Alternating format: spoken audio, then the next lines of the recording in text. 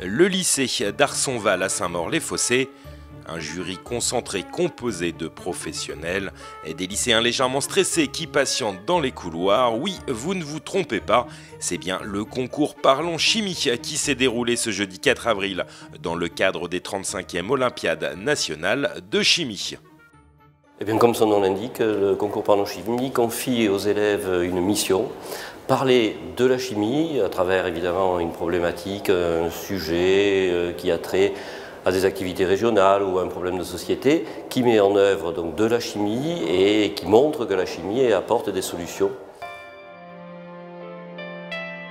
Un concours ouvert aux élèves de première, de terminale, sans discrimination. Toutes les filières sont concernées, classes scientifiques, techniques et professionnelles, venues de toute la France. Pierre-Georges Latécoire à Istres. C'est un lycée professionnel et nous sommes dans la section PCE-PC, procédé de la chimie, de l'eau et des papiers cartons. Moi je suis en première S. En première STL. Donc on est au lycée de la Mer qui se situe sur le bassin d'Arcachon. Donc je suis au lycée Saint-Michel de Beaucerville à Nancy.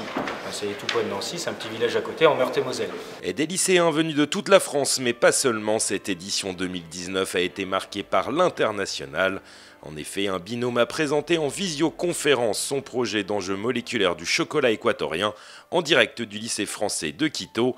Et un autre duo s'est déplacé spécialement de Phnom Penh pour défendre son projet axé sur la cuisine moléculaire.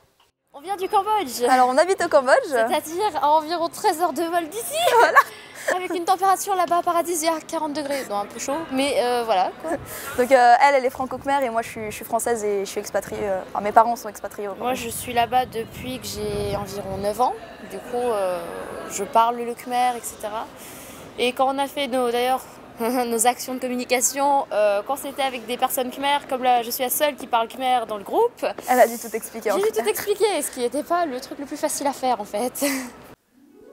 7 projets ont été sélectionnés cette année. Le principe est simple, 20 minutes de présentation face à un jury composé de membres issus de la communication des entreprises de l'industrie chimique, ainsi que des enseignants et des chercheurs, puis 20 minutes de questions-réponses, exercice souvent redouté par les élèves. Oui, c'est vrai que c'est assez stressant au départ, mais le jury est aussi là pour nous rassurer. Et voilà.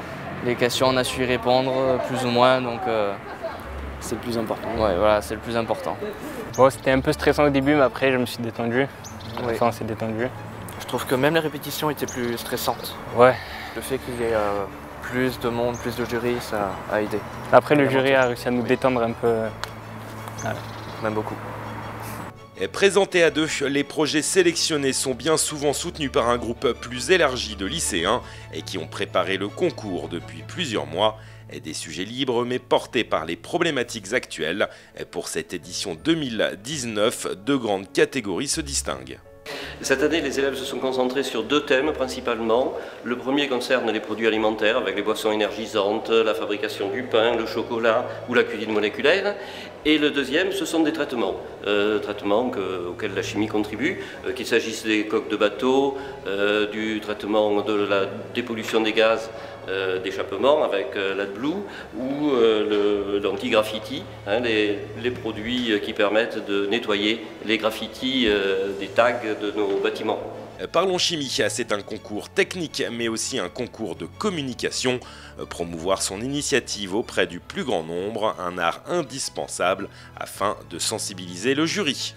C'est la manière dont on va présenter le projet, dont on va le vendre, et puis aussi la prestation orale. Donc les jeunes, ils peuvent utiliser toutes sortes de compétences. Il faut des compétences techniques pour le film, aussi des compétences de communication puisqu'il faut présenter à l'oral, et puis aussi une belle composante concernant les relations avec les communautés, puisque certains de leurs projets, ils les ont vendus à l'extérieur et dans les collectivités territoriales aussi. Bravo à eux.